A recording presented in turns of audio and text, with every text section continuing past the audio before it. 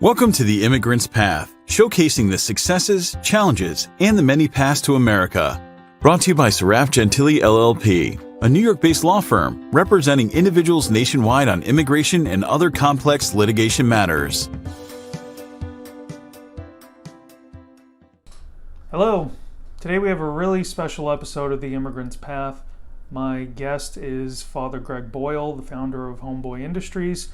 Father Greg is somebody I've followed and admired for many years, so it was really, personally for me, it was really a special treat to be able to sit down and have this discussion with him. I'm not aware of many public interviews he's done on the topic of immigration, so even if you've followed him for a long time like I have, hopefully you'll find something new in this interview, so enjoy. All right, welcome. Today's guest is Father Greg Boyle. Father Greg is a Los Angeles-based Jesuit priest and the founder of Homeboy Industries, which is considered the largest gang intervention program in the world. He's also a best-selling author and recently released a new book called The Whole Language: The Power of Extravagant Tenderness. For anybody that's at all familiar with you and the life you've led, I don't think there's a short intro I can give that can do you justice. So suffice to say, I really couldn't be happier that you're here. So thank you. Happy to be with you. When people, for somebody who doesn't know you and they just meet you and they ask you, what do you do? How do you describe yourself?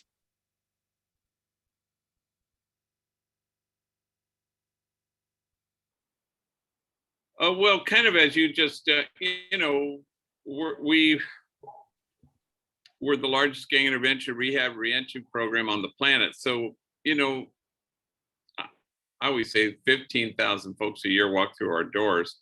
Yeah. Probably 8,000 end up getting actual services or are part of our 18-month training program.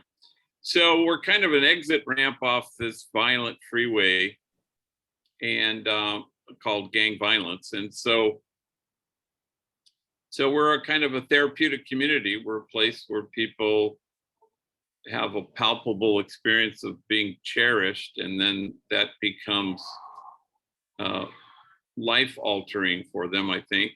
So it's a community of beloved belonging where we repair what has been severed of their belonging. And so that's kind of who we are, I think.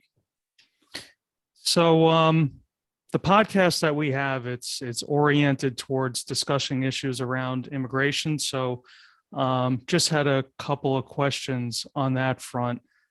So this is kind of way back. 1987, you co-wrote an op-ed in the LA Times, and I just want to read you a quote from it.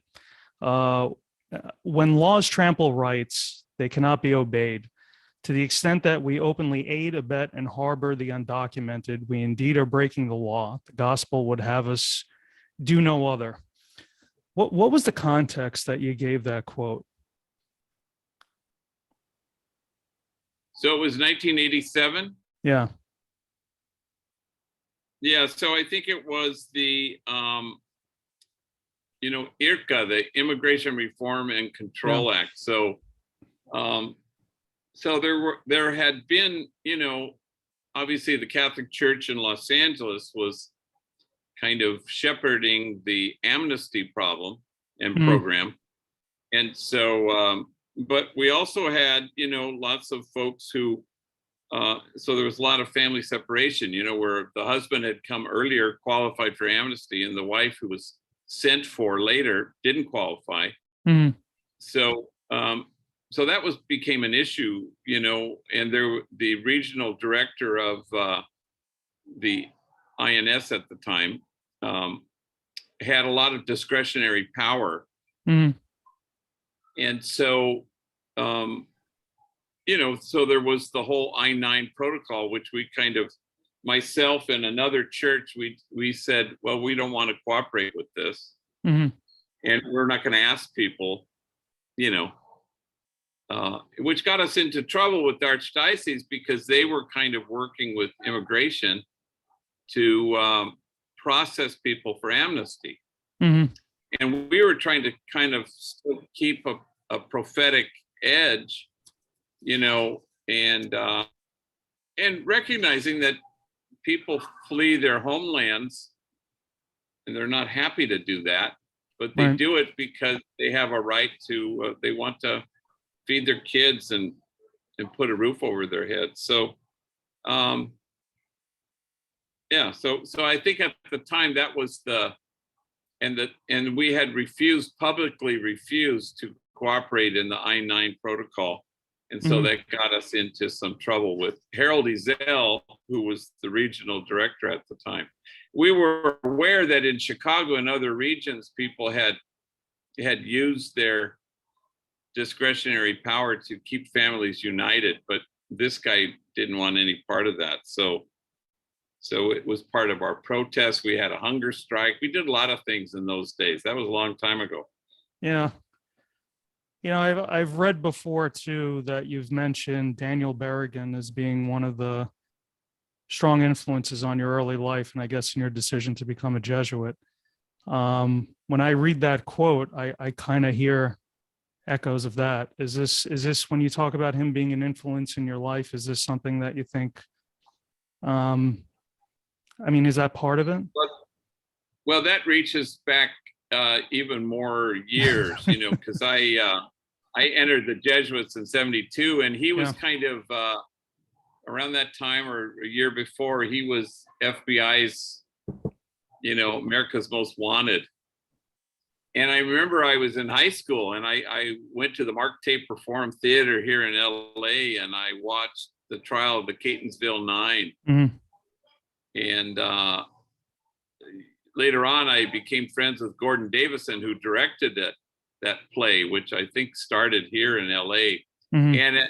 And he was telling me how at the beginning of the play, the lights go down and you hear this voice, "Good evening, this is Daniel Berrigan." And all these FBI agents bolted out of their seats and ran backstage thinking he was there so they could nab him. Yeah. But Gordon told me that no, it was he had recorded his voice. But anyway, again, I entered the Jesuits because they were hilarious and prophetic. Mm-hmm. And in those days, that was the Vietnam War, and a lot of us were kind of marching.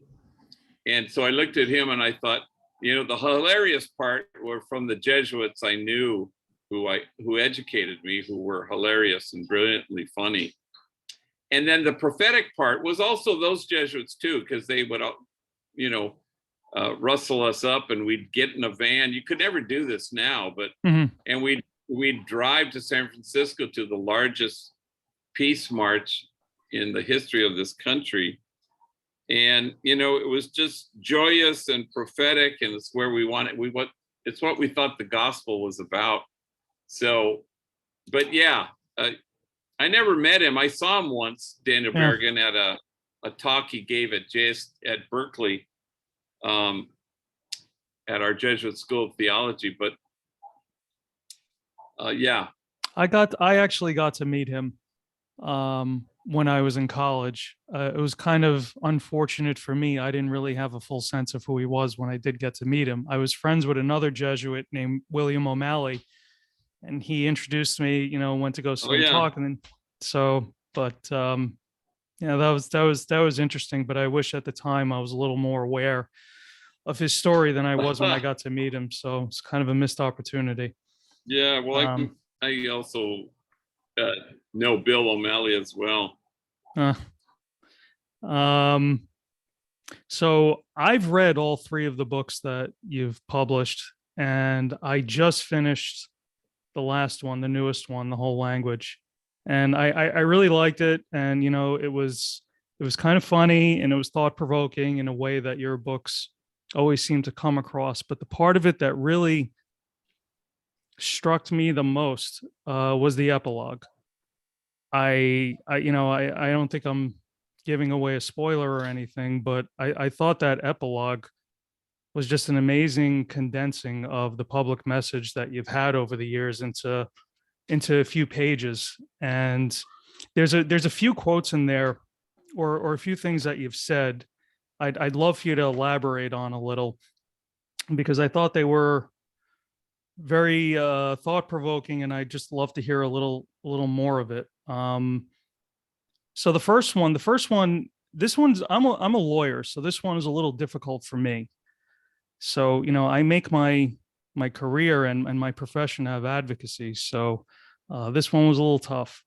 So we want sometimes to favor advocacy over accompaniment, but it's about witness, not words. It's relational, context, and embodied advocacy. Can you expand on that a little bit, what you mean by an embodied advocacy?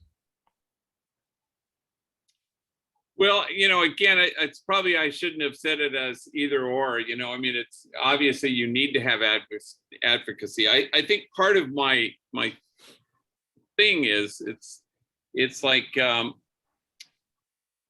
don't settle for moral outrage, Right. hold out for moral compass. So Right. there's a very fine book out right now that called The Cruelty is the Point. Have you read that? No, I haven't. And it's a collection of essays from a writer whose name escapes me, but I think from Atlantic magazine. But the cruelty is the point, and that's a classic example because it really quite lays out all sorts of issues in terms of race in this country and in the Trump administration, et cetera. But the point of Homeboy is, you point things out when you say the cruelty is the point, but actually the cruelty points. And Homeboys have taught me this, because, as I mentioned, I think in the book about Wallace Stevens, who says we live in the description of the place and not the place itself. Mm-hmm. And so the idea is we get stuck. It's one progress, because we think it's all about pointing things out when it really is about pointing the way. We Right. think it's about shaking our fist when it really is rolling up our sleeves. We think it's about we're just not outraged enough when it's really about moral compass and not moral outrage. So, and consequently, we don't get underneath anything. We don't know what does the cruelty point to. And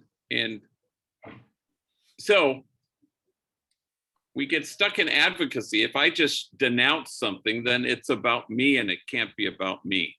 Right. But if I announce something, then it's about us. And then now we're talking. Now we can actually make progress. And in the end, the only thing that heals is a sense of is the relationship. So wherever you start is where you're going to end up. If you think that everybody is rational and coming from a healthy place, then you shake your fist at a man who attacks an aged Asian woman on the streets of San Francisco. Mm-hmm. But if you think we're all unshakably good and we all belong to each other, and not all of us are well or whole or rational or healthy, or many are strangers to themselves. And so now that's a different thing, because it's the cruelty isn't the point. The cruelty points beyond itself to something that's underneath. So everything is about something else. So advocacy, it doesn't mean you don't do it. Mm-hmm. It just means don't get stuck in it. It's not the end point. I don't think, because I think if I ever write a fourth book, and I'm announcing publicly that I won't, but I want to write a book called Why We Don't Make Progress. Mm-hmm. And it's about the ways that we get stuck. And I think moral outrage is one of the things where we get stuck. Because what that does is it severs belonging, which is exactly the problem. And at Homeboy, we're kind of a symbol of what it looks like when people choose to repair severed belonging. Mm-hmm. It kind of brings me to the next quote I was going to read, because moral outrage really speaks to the political division that we have in this country overall, and particularly around some issues like immigration. And One quote that you have here, and this, I think you were speaking about the allegations of election fraud, where you say the task at hand is not to convince folks in China, in fact, hasn't delivered ballots to our shores, but to address the fear and sadness undergirding such a belief. People don't need to be leveled but loved. Only love can tend to the severed belongings that these views represent. Tenderness is tending to the other. So if I were to look at that and I want to apply that practically in my life, how do I go about that in terms of, just kind of the larger context of the national discussion on some of these issues? Do you do that on a one-on-one basis, or is that something that you'd suggest that you do kind of more in a public sense? How do I apply that practically? Well, I mean, again, on a political level, yesterday I was listening to Nicole Wallace, and she was interviewing the brother of Congressman Gozar. And, it was about severed belonging. It was like and the brother, and famously the siblings are all saying he not only should be censured, he should be, removed. And just for context, this is the guy who had the cartoon of himself killing Alexandria Ocasio-Cortez. Yeah. That's right. And so now, and she was saying, have you talked to him? I said, no, I won't even accept his phone call. So right. Again, that's what it looks like. I mean, it's personal and it's family, but clearly the man is not well. Right. He's not well. Now that I don't touch his goodness by saying he's not well. He's clearly not well. Now, which means he's worthy of my compassion, our compassion, and he's unfit to be an elected official. Both are true. But I don't have to demonize him he's clear. He didn't choose to be mentally ill, because nobody does. And so but it is, morality has never kept us moral. It's only kept us from each other. And that's one of the reasons why we don't make progress too, because we want to talk about morality. So even lately, there was an article in Time magazine about how rude people are, on planes and in stores and restaurants. And again, what it triggers is a kind of moral outrage. We get stuck. Why aren't things like the way they used to be? Remember how we knew the difference between right and wrong, and we were raised right and we were moral. No, it's indicating that we are in the grip of a real mental health crisis. And I don't have to demonize the guy who socked the flight attendant on Southwest Airlines in the jaw and sent her to the hospital. I don't have to demonize him. Nobody healthy has ever done that in the history of the world. So once you know that, again, I think I mentioned it in the book, but it's like Jesus who kind of got it wrong. The guy having seizures was not possessed by a demon. He has epilepsy. That's okay. I love Jesus. But there's a kind of a sense where you go, oh, the homies here, I watch them. They don't get tripped up by behavior. And our goal here is not to become a behaving community, but a belonging community. And I admire them because, the gang members who are security guards who kind of run the place, they come here, let's go outside. They know that it's about a mental health issue, or somebody's despondent, or somebody's damaged and traumatized. But they don't think, wow, this guy's a bad guy. And so the non-negotiables are, everyone is unshakably good, including Representative Gozar. And we belong to each other, including Representative Gozar. And so, but we know we're off when we sever belonging. That's how we know we're off. Who needs to be severed? People need to be helped and loved into wholeness, but we belong to each other. I know a lot of your work has focused on working with young people. When you're dealing with somebody like a congressperson who's an adult, even older, is there a fundamentally different approach? Have you found it more difficult to reach people that are older than people that are in more of their kind of formative years?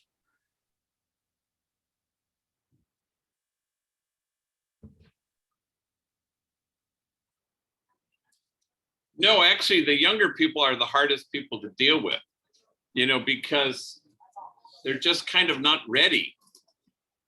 I had a guy in my office today who had just spent 30 years in prison. So part of that time, he kind of did the work. And the young people, you can't, it's hard to get them to a place where they, see the need to do the work. And you try to accelerate that as quickly as you can, but that's a dicey proposition. It's hard to do. And so, actually the older people are more docile. But it's interesting, we have this notion, again, I hate to be too political here, but you have Josh Hawley and Ted Cruz, and a thing that people will always say, oh, he knows what he's doing. He should know better. Those are the two things they use. And the reason they say that is because Harvard, Yale clerks for Supreme Court justices, as if somebody who graduated from Yale or Harvard can't be unwell. And of course they're unwell. This has nothing to do with politics, I don't think, or partisanship. If you, nobody attending the Stop the Steal rally is a whole, well, healthy person. But the minute you think it's about politics or policy, it isn't. We had an LAPD officer that was called on the carpet by the chief of police here because he flew from LA to DC to attend the Stop the Steal rally. And the chief says, he gave me his assurance. He went straight to the hotel after the rally. Well, nobody is going to a Stop the Steal rally. I mean, I hate to break it to you. And that has nothing to do with my politics. Nothing. Right. It has to do with, are we well? And there was a campaign here, a mental health campaign on signs on buses. None of us are well until all of us are well. That's a really whole wonderful kind of stance in the world, because it doesn't demonize people who aren't well. People who stormed the Capitol on January 6th, they're not well. So how do we help them? That doesn't mean they can't be dangerous, because I know homies who aren't well and need a timeout. Right. But it still doesn't touch their goodness. It just means they're damaged. And if you don't transform your pain, you're going to keep transmitting it. So I think that's very freeing, but that's the next, the day will come, I hope, I live to see it, where we stop punishing wound and we seek only to heal it. We're not there yet. And that's because morality, and I hail from the Catholic Church. So, we kind of backed that sin horse, unfortunately, 1,000 years ago. Right. That was cuckoo bird. Right. And in gang parlance, people always talk about evidence-based outcomes. And I can remember hearing a professor who had a program that he was, supporting and promoting, and at a conference, and he pounded on the podium and he said, look, people, this works. And I remember writing in the margins of my program, I said, yeah, but I bet it doesn't help. And the insight, I think, is not everything that works helps. Right. But everything that helps works. And that's the difference between shaking your fist or rolling up your sleeves or pointing things out or pointing the way. The church kind of did the sin thing, and it may have worked. Fear of hell, and maybe it worked, but it never helped. But if you have another view of what kind of God we have, for example, well, that helps. It also works, but it mainly helps, which is what you want. You want people to feel cherished and loved, and you want them to discover their true selves in loving. And that's not going to happen by telling them hell is real and it lasts forever. There's a phrase you use a lot, or at least from what I've seen, you seem to use it a lot, and it's the marrow of the gospel. What are you talking about when you're saying the marrow of the gospel? What do you view as the marrow? Well, that kind of is an expression that I probably never gave him full credit, but that's St. Francis of Assisi is marrow of the gospel. And again, as soon as if I connect that phrase to Francis of Assisi, you go, oh, okay, I get it. Kind of, you go margins, poor. It's not about words. It's about witness. It's about living as though the truth were true, putting first things recognizably first. It's about inclusion, nonviolence, unconditional loving kindness, and compassionate acceptance. It's all those things, and you know it when you see it. And so it's, but it's not adherence to kind of all these teachings. No, if you know the marrow of the gospel, and as I think I quote in there my friend Mirabai Starr, who says, once you know the God of love, you fire all the other gods. Right. So you fire the gods that are kind of exacting and punitive and puny. And instead you go, oh, this is about love. And this is about standing in the right place and being peacemakers and single-hearted. And anyway, the list is pretty evident in like Matthew 25. But that's what the marrow of the gospel is. And it's also a reminder that people, there are a lot of folks who just want to stay faithful to the Roman Catholic Church. And Jesus goes, no, he's fine with the church. And he's fine with the Roman Catholic Church. But Jesus is about the marrow of the gospel. So when people are frightened, bishops, for example, then you kind of go, well, that's because you're afraid of what will happen, as opposed to rolling up your sleeves and living the gospel. There also, I haven't heard you phrase it this way, but there also seems to be this kind of current of not being too attached to outcomes, that not to be so outcome driven, but to be more driven by, as you've said, witnessing and standing with, but not necessarily achieving a particular outcome. Yeah, in earlier books, I've talked about, Mother Teresa says we're not called to be successful, we're called to be faithful. Right. And, you see that all the time. There was a storied, group of Jesuits who wanted to work with kids who nobody wanted to teach. And so they did, and they cast their lot. And then a board formed. And then the board says, well, how many of your kids go to college? And they look at each other and their glasses are all gone and they've been beaten up and bruised. And they go, how many kids have gone to college? Well, I think one. Didn't Javier go to college? And so the board goes, oh, only one of your students went to college? Cut to 5 years later, all the kids are going to college. And the reason is not because they changed their textbooks or their style of teaching. It's because they stopped teaching the kids that nobody wanted to teach. And so they were driven by success. And if you're driven by success, then if that's your engine, you'll only work with the most likely to succeed. Right. And at Homeboy, we always have to catch ourselves because, you'd like life to be calm. So I'm not going to hire that guy because he's clearly belligerent and hard-headed. Right. And yet that's our mission.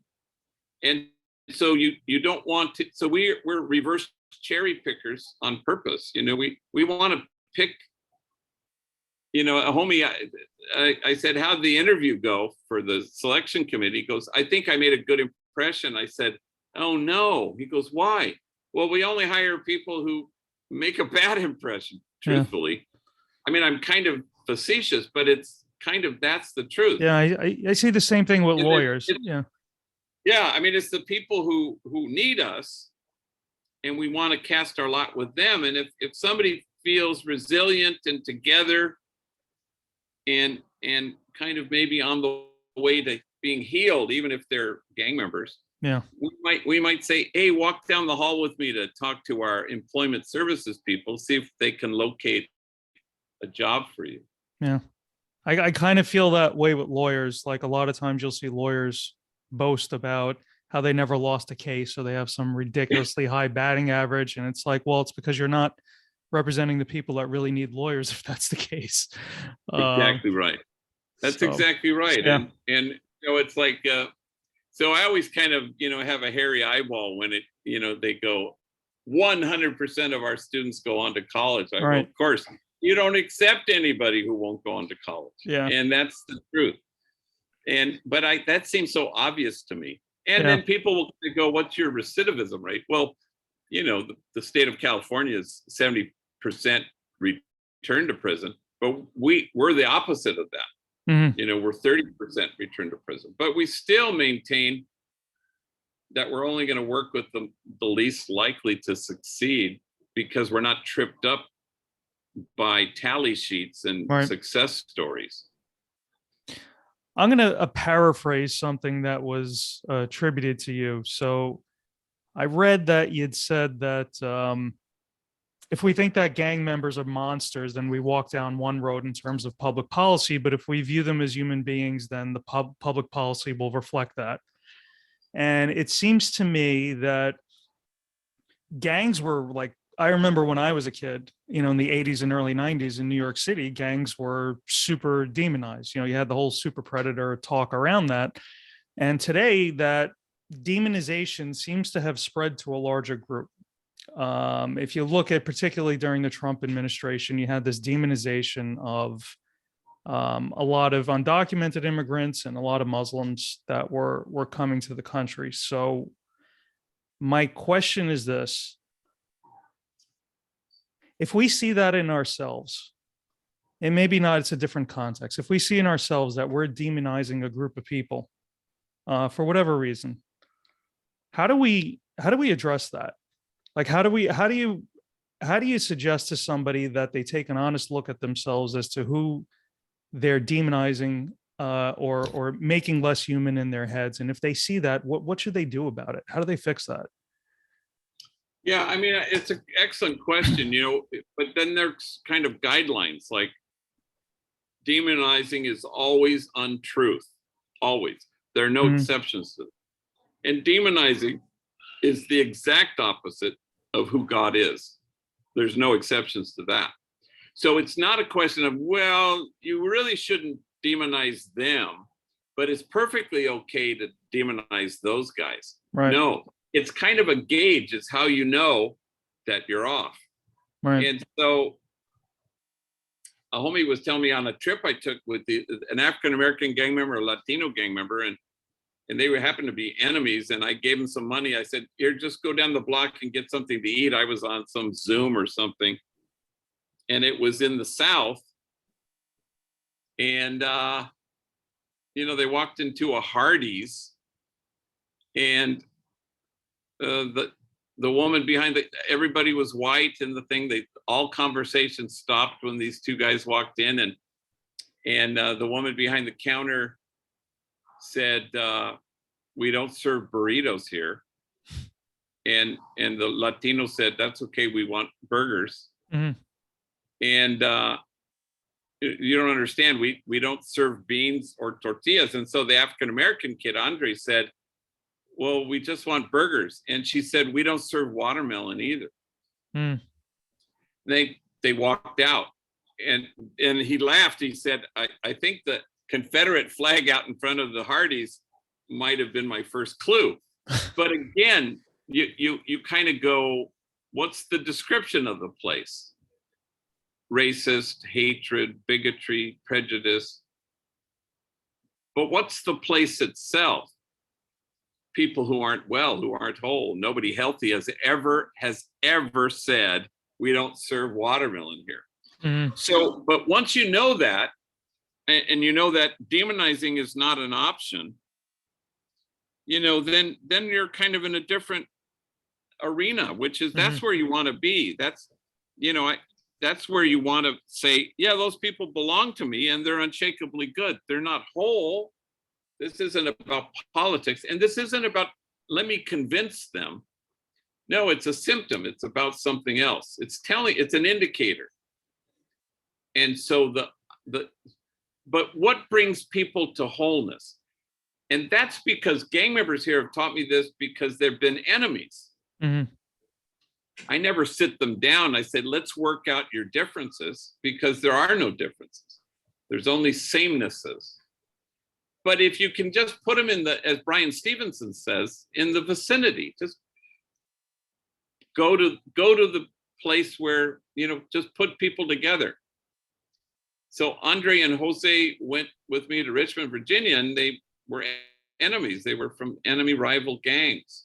Oh, well, you're going to have to share a hotel room together. Mm-hmm. And then they had that shared experience of being turned away at a Hardee's. So it's not maybe this gets back to your earlier advocacy thing. It's not about winning the argument. It's about loving people into wholeness.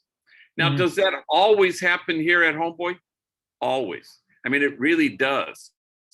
I can't think of a time where somebody walked in here, saw an enemy, and